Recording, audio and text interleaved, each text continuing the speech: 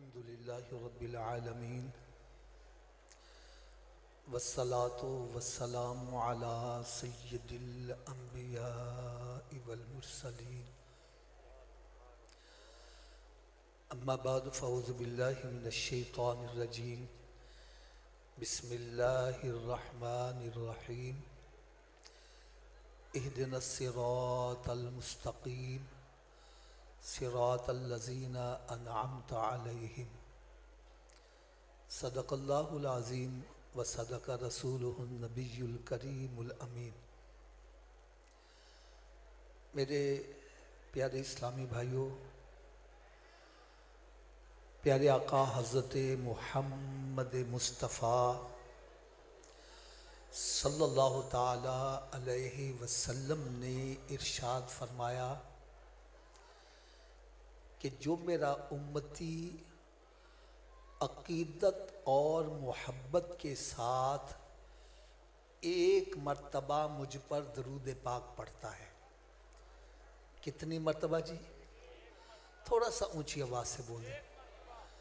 जो मेरा उम्मती अक़ीदत और मोहब्बत के साथ एक मर्तबा मुझ पर दरूद पाक पढ़ता है तो अल्लाह रब्बुल इज़्ज़त उस बंदे के 80 साल के गुनाह बख्श देता है।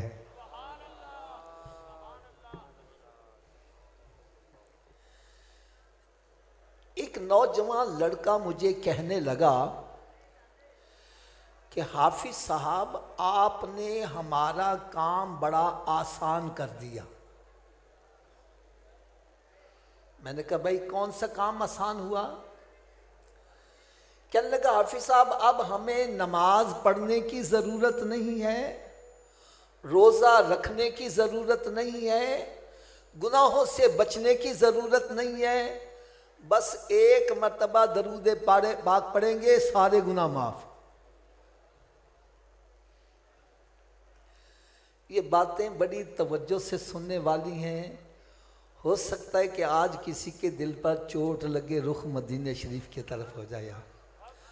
मैं अदब से इल्तिमास करूंगा, जो दाएं बाएं खड़े हैं, मुख्तसर सा वक्त मुझे दिया गया है, तो तवज्जो से अगर बात सुनेंगे तो हो सकता है कि किसी के दिलों की बंद खिड़कियां खुल जाएं। यार मैंने कहा भाई जो तू समझा है ऐसी बात नहीं है। जहां पर यह बतलाया जाए 80 साल के गुनाह बख्श दिए जाएंगे, इससे मुराद सगीरा गुनाह होती है। कबीरा गुनाह की बख्शिश का तरीका और होता है।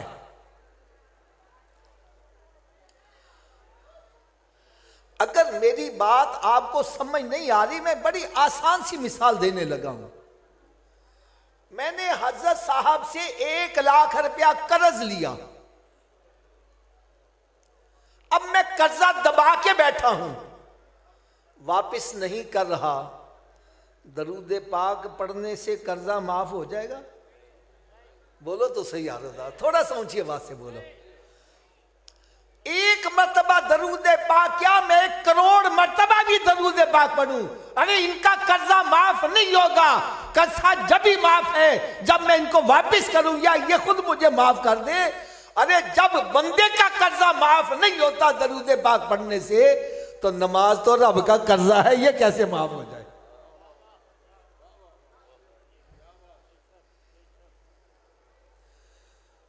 एक बुजुर्ग थे ना, उनसे जब कोई कर्जा लेने आ जाता तो वो पहले पूछते नमाज पढ़ना में? अगर वो करता हाँ जी नमाज पढ़ता हूं, तो उसको कर्जा दे देते। अगर वो कहता जनाब मैं नमाज नहीं पढ़ता, तो आप उसको कर्जा नहीं देते थे। एक दिन किसी ने पूछ लिया, हजरत साहब आप नमाजी को कर्जा दे देते हो, बेनमाजी को नहीं देते, वजह क्या है? उन्होंने बड़ा प्यारा जवाब दिया, कहने लगे जो रब का कर्जा माफ नहीं करता, उन्हें मेरा कर्जा किमें माफ करना? जो रब का कर्जा नहीं अदा कर रहा, उसने मेरा कर्जा कहां अदा करना है? अरे बड़ा कर्ज सिर ते नमाज वाला, सिर लाओ दिल बरा वास्ता, ये हमारे साथ पर कर्ज है।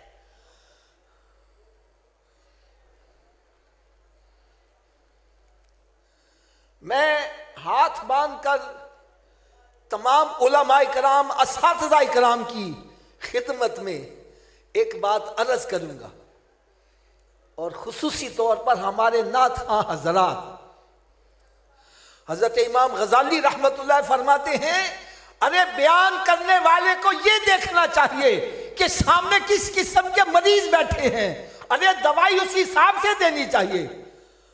आज एक शुगर पेशेंट है, उसकी शुगर हाई भी हो सकती है, लो भी हो सकती है, हम सबको मिठाइयां खिला रहे हैं, हर एक को हम जन्नत की टिकटें तकसीम कर रहे हैं, और बंदे यकीन जानो ये ज़हन अवाम उन्नास का बन चुका है। वो कहते हैं कि असी मुसलमान दे घर पैदा हुए, मौलवी साहब ने आके साढ़े कांच अजान पढ़ी, हुन असी नमाजा पढ़िए भावे ना पढ़िए, चोरियां करिए, डकैतियां करिए, भावे जिना करिए, भावे शराब पिए, असी जन्नत दे छाला मार दे जाना। ये आज हमारा जहन बन चुका हुआ है। खुदा की कसम मुझे दुख होता है, लाखों रुपया हम महफिल में खर्च करते हैं, अरे आउटपुट क्या है हमारी? बेनमाजी आ रहा है, बेनमाजी वापस जा रहा है, जानी शराबी आ रहा है, जानी शराबी वापस जा रहा है। आज हमारा आउटपुट क्या जा रहा है? देखो भाई, मेरा अकीदा है सबसे अफजल किताब कुरान मजीद है, और कुरान मजीद का उसलूब क्या है? जहां जन्नत का जिक्र है वहां दोज़ख का भी जिक्र है, जहां इनाम याफ्ता का जिक्र है वहां गज़ब वालों का भी जिक्र है, ताकि खौफ और उम्मीद के दरमियान बंदा चले। आज हमारी महफिल में जन्नत का जिक्र हो रहा है, दोज़ख का जिक्र खत्म। मैं अगर गलत हूं, खुदा की कसम मेरा लिहाज ना करो, मेरी झोली में डाल दो। सहाबा इकराम अलैहिम रिज़वान जो कतई जन्नती हैं, बल्कि अगर मैं ये कह दूं तो बेजाना होगा, कुरान ये कह रहा है 11वां पारा दूसरा रुकू, वल्लज़ी नतबहुम बिइहसान रज़ियल्लाहु अन्हु व रदू अन्हु, कि जो इन बुजुर्गों के नक्शे कदम पर चलेगा रब उनसे राजी, वो रब से राजी, रब उन सबको जन्नत अता करेगा। अरे मैं समझता हूं जिनके नक्शे कदम पर चलने से जन्नत मिलती है, उनका अपना मकाम कितना बुलंद होगा। अब मैं हाथ बांध कर एक बात कहने लगा हूं, क्या सहाबा किराम के अंदर दोज़ख का जिक्र नहीं होता था?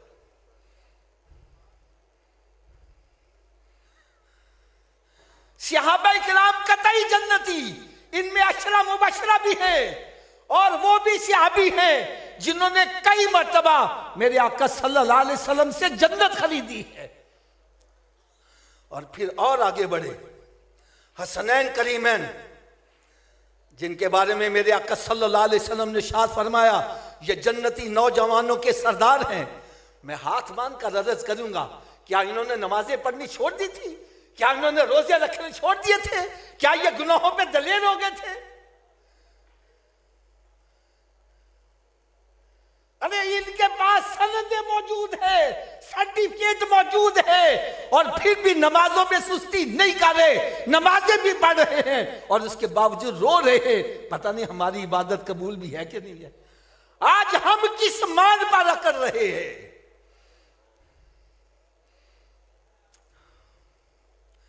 खुदा की कसम हमारे इन बयाना से हो क्या रहा है? पहले बदकारी के लिए एक मोहल्ला मखसूस होता था, आज हर मोहल्ले में बदकारी के अड्डे खुले हुए हैं, जुए के अड्डे खुले हुए हैं।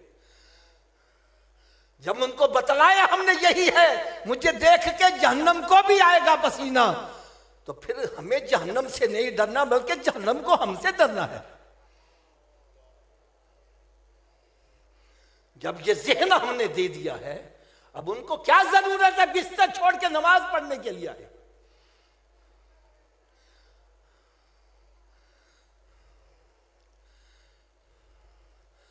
आज हम उर्स शरीफ की तकरीब में हाजिर हैं। यहां पर दस्तार फजीलत भी की गई है।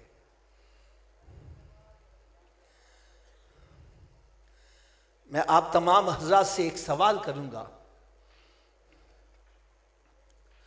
हम जो भी काम करते हैं इसके पीछे कोई ना कोई मकसद जरूर होता है।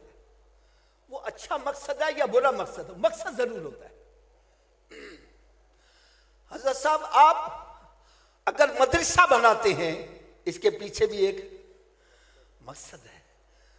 मस्जिद बनाते हैं इसके पीछे भी एक, आप शादी करते हैं इसके पीछे भी एक मकसद है। आप मुलाजमत करते हैं, कारोबार करते हैं, इसके पीछे भी एक मकसद है। तो इस उर्स पर आने वालों, यहां आने का क्या मकसद है? क्या यही मकसद है आए हजरत साहब की दो चार करामतें सुनी और हाथ हिलाए, लंगर खाया तो मुच्छा उतार देंदे आ गए? क्या यही मकसद है हमारा यहां आने का?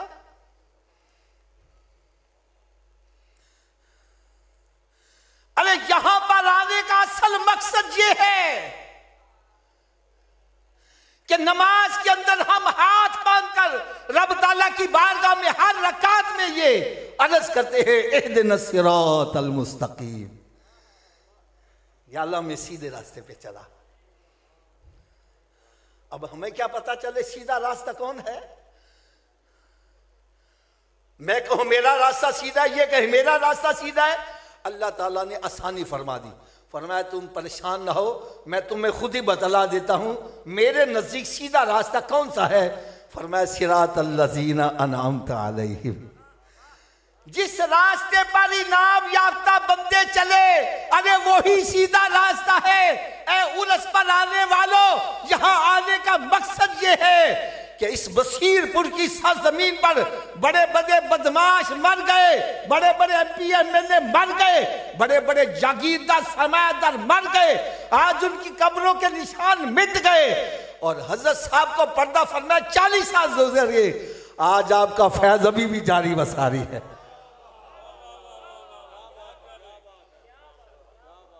अगर नई बात समझ आ रही, लाहौर वालों को मैं बड़ा आसानी से समझा देता हूं। मैं कहता हूं भाई, रावी दरिया के परली तरफ चला जाओ, जहांगीर का मकबरा है, बड़े बड़े कीमती पत्थर लगे हुए हैं। बाज बंदे कहते हैं सुन्नी जो है ना वो पत्थरों को चूमते हैं। मैंने कहा भाई अगर पत्थरों को चूमना होता तो फिर इचरा मार्केट में हम जाते, वहां बड़े कीमती कीमती पत्थर है। अरे जहांगीर के मकबरे पे बड़े बड़े कीमती पत्थर लगे हुए हैं, वहां पर लोग क्रिकेट खेलने के लिए जा रहे हैं, कोई कुरान पढ़ने के लिए नहीं जा रहा। अरे नूर जहां की बारादरी है, वहां कर कुत्ते फिरते नजर आएंगे, कोई कुरान पढ़ता नजर नहीं आ रहा। एक दफा शादरा गांव में मेरा बयान था, तो बयान से मैं लेट फारग हुआ, तो अब उन्होंने रेलवे फाटक के नीचे अंडरपास बनाया है। मैं गलती से दूसरे रास्ते पर चले गया, आगे गया तो जहांगीर का मकबरा घुप अंधेरा और इतना खौफ वहां से आए, यकीन जानो खौफ दिल में पैदा हुआ। मैंने जल्दी से मोटरसाइकिल को वापस किया और जब रावी दरिया क्रॉस किया तो आगे दाता हुजूर का मज़ार नजर आ गया। सुबह चले जाओ, शाम चले जाओ, अरे वहां कुरान पढ़ते नजर आ रहे हैं। अरे मैं कुर्बान इतना थी मियां हजरत बाहू, अरे कबर जना दी जीवे हूं। अरे हम देखकर लोगों को नौसत आती है और आपका दरबार देख के गुनाहगारों की आंखों से आंसू जारी हो रहे।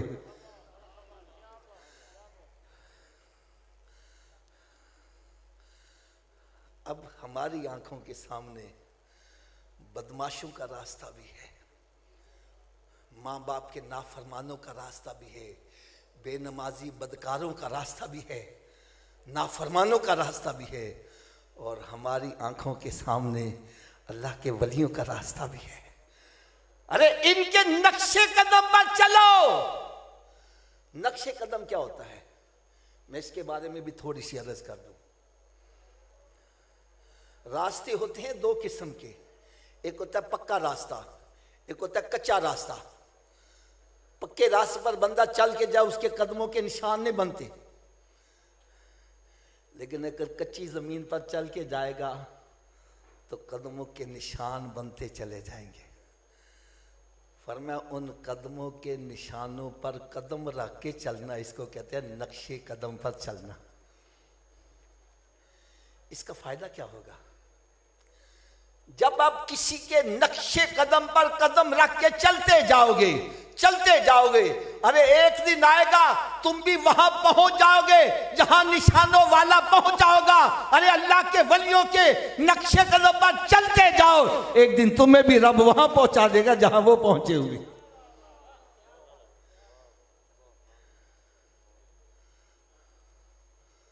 तो मैं हाथ बांधकर सबके सामने अर्ज करूंगा, इस उर्स पर आने वालों, आज अपने अपने गिरेबानों में झांक कर देखो इन अल्लाह के वलियों का रास्ता कौन सा है और मेरा रास्ता कौन सा है। अगर मेरा रास्ता इनसे जुदा है, ए उर्स पर आने वालों, आज यहां से उठो, अपने रुख मदीने शरीफ की तरफ करके उठो। ये है मकसद यहां उर्स पर आने का।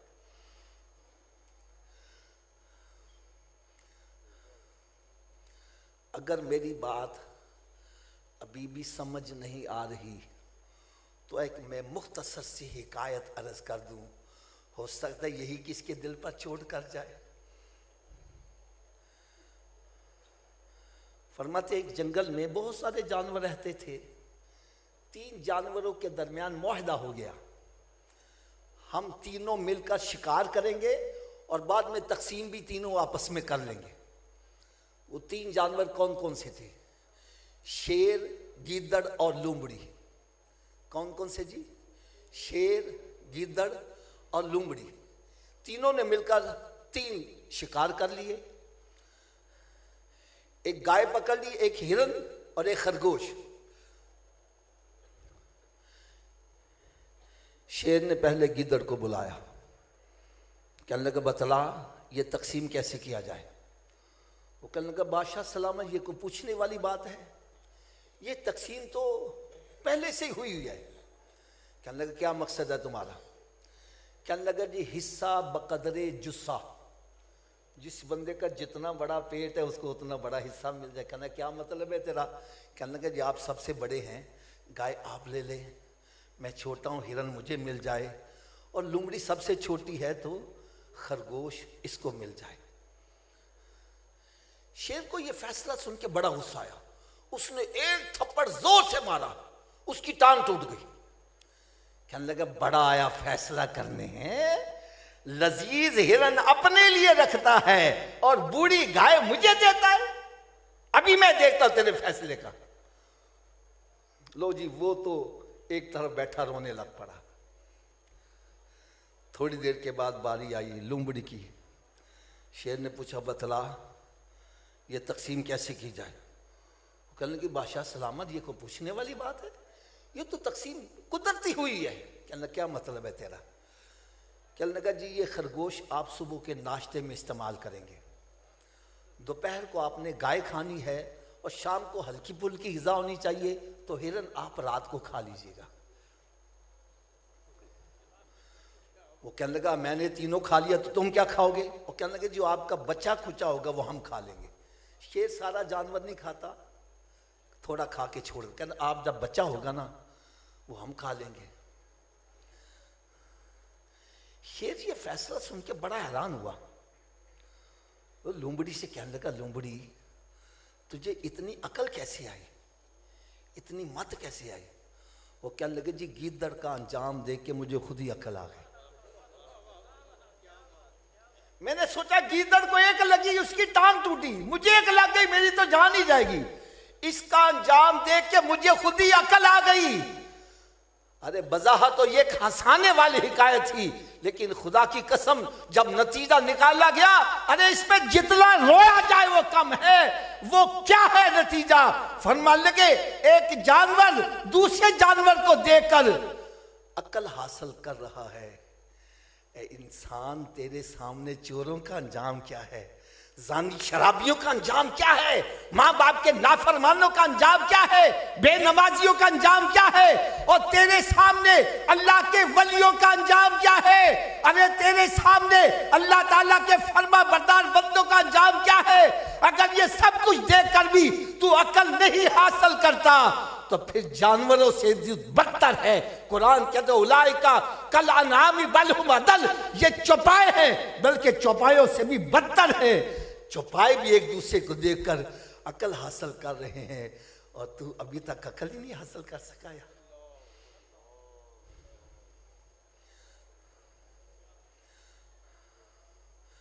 आओ इन अल्लाह के वलियों के साथ जुड़ जाओ। और आज ये जो दस्तारे फजीलत सरों पर बांधी गई है, इसका मकसद क्या है?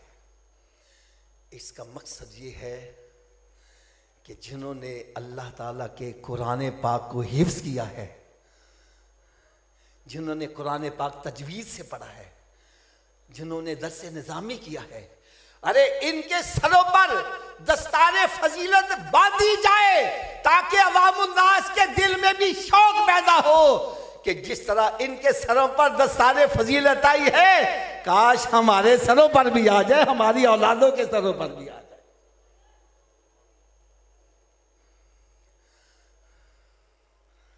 मैं एक दुख वाली बात कहने लगा हूं, पता नहीं किसके दिल पर चोट कर जाए।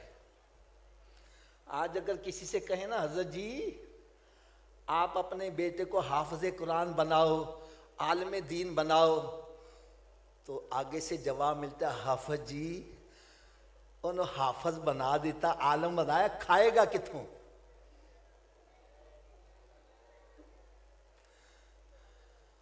मेरी बात समझ आ रही है ना?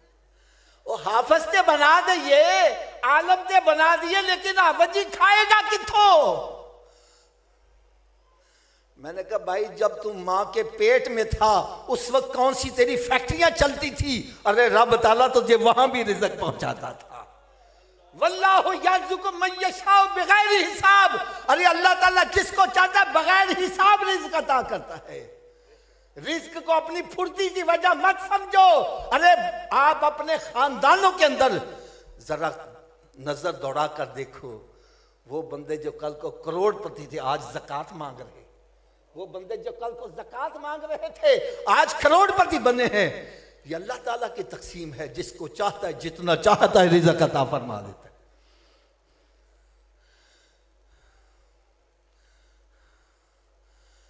मैं किसी की बात तो नहीं करता, मैं आपको अपनी बात बतलाता हूं। मैंने बीएससी की गवर्नमेंट कॉलेज लाहौर से 1975 में, और मेरी खुशबख्ती कि मुझे सोहबत मिल गई किबला सैयद अबुल बरका शाह साहब रहमतुल्लाह ताला अलैह। मुझे फरमान लगे बेटा तुम कुरान हिफ़्ज़ करो। मैंने कुरान हिफ़्ज़ शुरू कर दिया। यकीन जानो मैं ये कोई अपना कमाल नहीं, मैं ये कहता हूँ सैयद साहब की अगर कोई जिंदा करामत देखना चाहता है तो मुझे देख ले। जो कॉलेजों के अंदर पढ़ने वाला आज यहां बैठकर बयान कर रहा है, ये सैयद साहब की निगाह करम थी।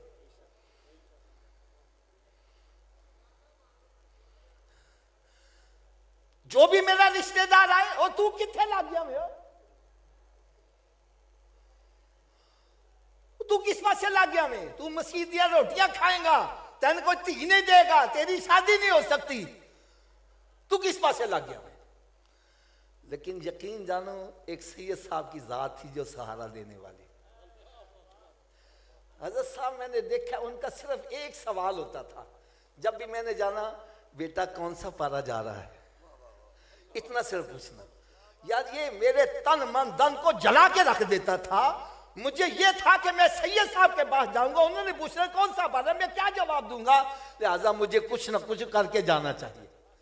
यार ये सैयद साहब की निगाह इनायत देखो, जब से हिफ़्ज़ किया अल्हम्दुलिल्लाह मंज़िल सुना रहा, ये सैयद साहब का फैज़ है। अच्छा अब मैं आपको बिल्कुल सच्ची बात बतलाने लगा, सच्ची बात बतलाने लगा हूँ। बीएससी मैंने की,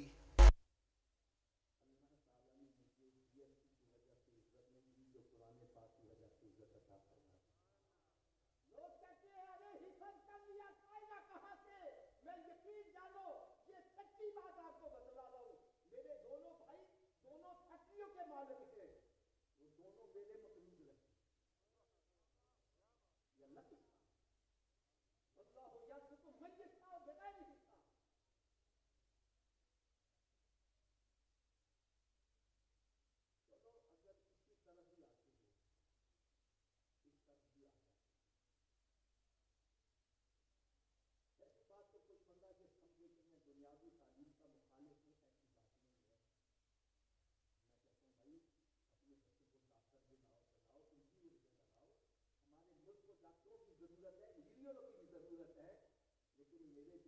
काश ये आपका बेटा डॉक्टर बाद में होना चाहिए, आज के रसूल पहले होना चाहिए, वो नमाजी भी होना चाहिए, वो आज के रसूल भी हो, वो आलम दीन भी हो।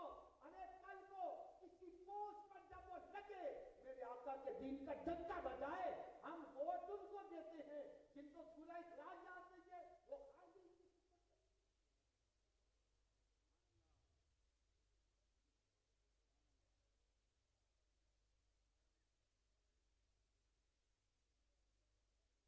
एक बात मैं दावे से कहने लगा हूं, दावे से कहने लगा हूं, जितनी मर्तबा नमाजी बच्चा अपने माँ बाप के लिए बच्चे की दुआ कर सकता है,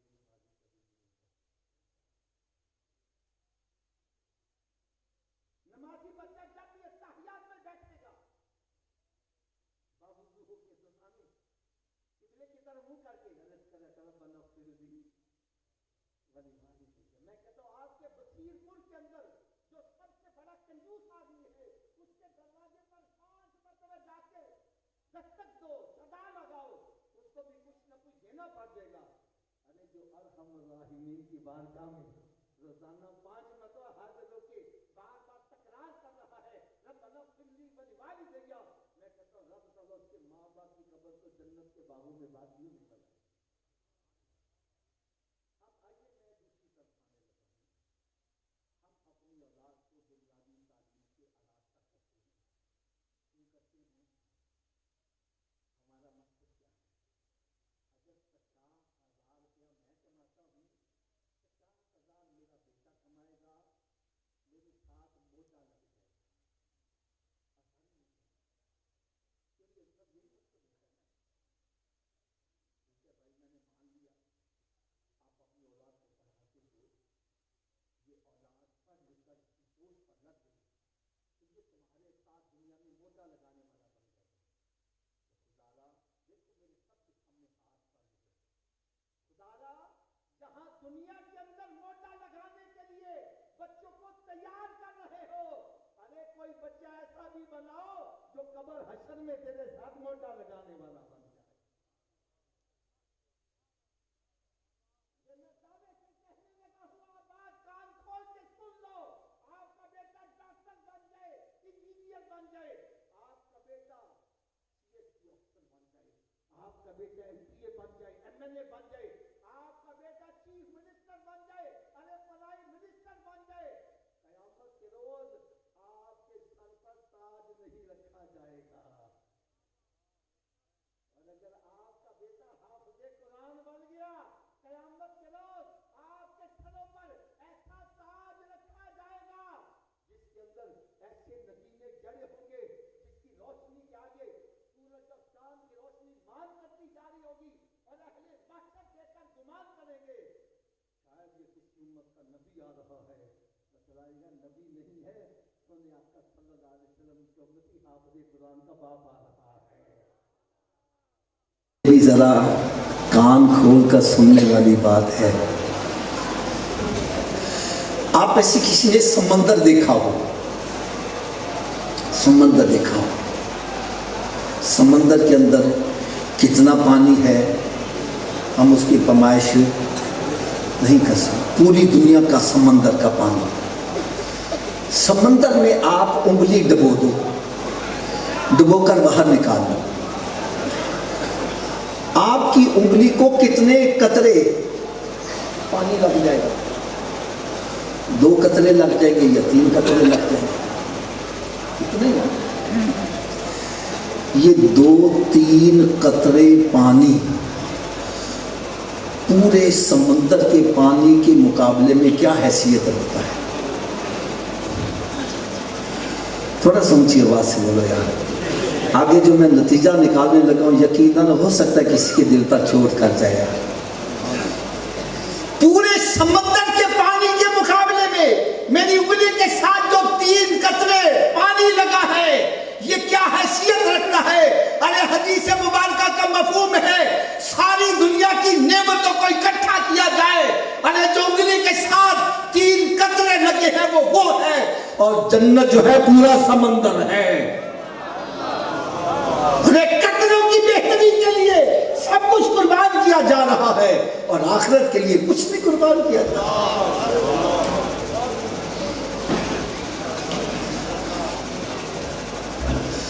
आओ खुदारा पलट आओ, याद रखो नेकी और बदी बराबर, ऊंची बोल दो, नेक बंदा और बुरा बंदा बराबर, इल्म वाला और जाहिल बराबर। आज हम किस तरफ जा रहे हैं यार? हदीस मुबारक का मफहूम है, अल्लाह तबारक व तआला की शान नहीं है कि वो किसी बंदे पर दो खौफ इकट्ठे करते, और ये भी रब तआला की शान नहीं है कि किसी पर दो बेखौफियाँ इकट्ठी कर दे। इसका मतलब क्या है? इसका मतलब यह है कि वो बंदा जो दुनिया के अंदर बेखौफ रहता है, ना अल्लाह ताला का खौफ है, ना सरकार सल्लल्लाहु अलैहि वसल्लम से शर्म व हया करता है।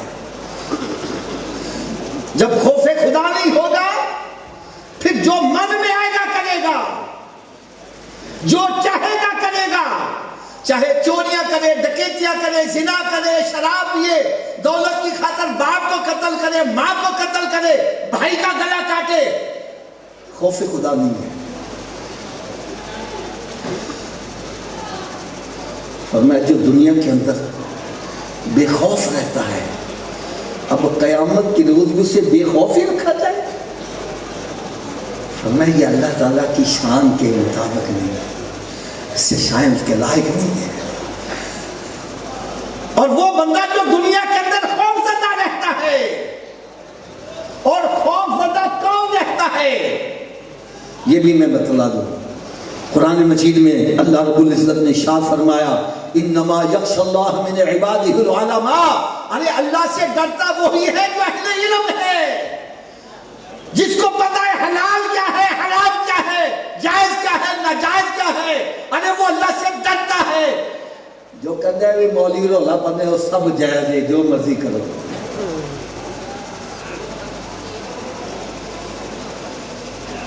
फरमाया जिसके दिल में खौफ खुदा होगा, वो फूंक फूंक के कदम उठाता है, वो डरता है, वो नमाजें भी पढ़ता है।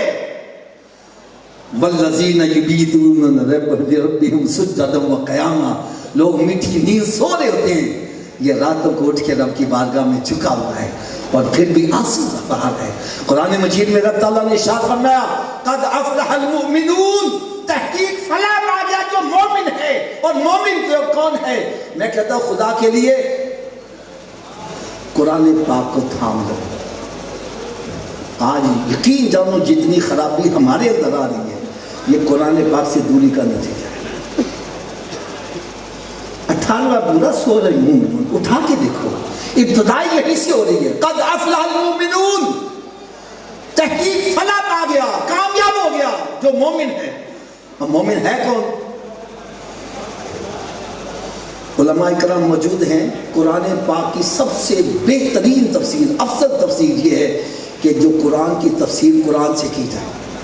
कुरान की एक आयत की तफसीर कुरान की दूसरी आयत से, ये सबसे अफजल तफसीर है। उसके बाद हदीस, फिर इजमा, फिर कयास, ये बाद में आती हैं। यार कुरान की तफसीर कुरान से सुनो। रब ताला ने इरशाद फरमाया, तुम परेशान होते हो मोमिन कौन है, मैं तुम्हें बतलाता हूँ मोमिन कौन है। फरमाया अल्लज़ीना हुम फ़ी सलातिहिम ख़ाशिऊन।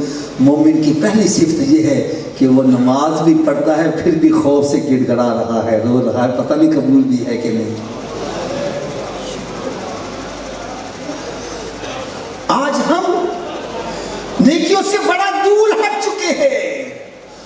आज यकीन जानो, मैं अगर गलत बात ना कहूं, आज हमारी मस्जिदें वीरान हैं, जुबे के अड्डे आबाद हैं, बाजारों में रौनक है, हमारी मस्जिदें वीरान हैं। हमने लोगों को नमाज वाला ज़हन ही नहीं दिया।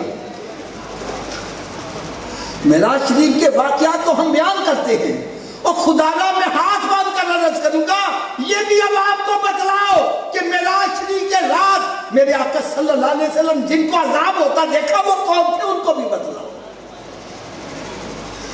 क्या मेरे आका सल्लल्लाहु अलैहि वसल्लम उस शख्स को नहीं देखा जो लेटा हुआ है और फरिश्ता बड़ा वजनी पत्थर उठा के उसके दल को दे मारता है, उसका सर पाश पाश हो जाता है, पत्थर दूर जा गिरता है और फिर वो पत्थर उठाने जाता है, जब उठाकर वापस आता है सर भी सलामत है और फिर वो कचलता है। मेरे आका सल्लल्लाहु अलैहि वसल्लम ने पूछा ये कौन है जिसको इतनी सख्त सजा दी जा रही है? बतलाया जाएगा या रसूलुल्लाह सल्लम ये आपका वो उम्मती है जो नमाज नहीं पढ़ता। खुदारा की अब आपको बतलाओ,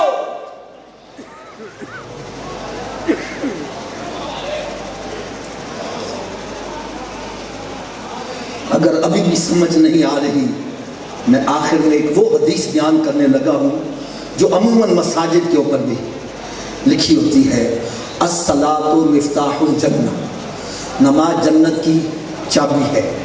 नमाज जन्नत की, थोड़ा सोचिए आवाज से। हज़रत साहब आप बतलाए चाबी के बगैर ताला खोलोगे?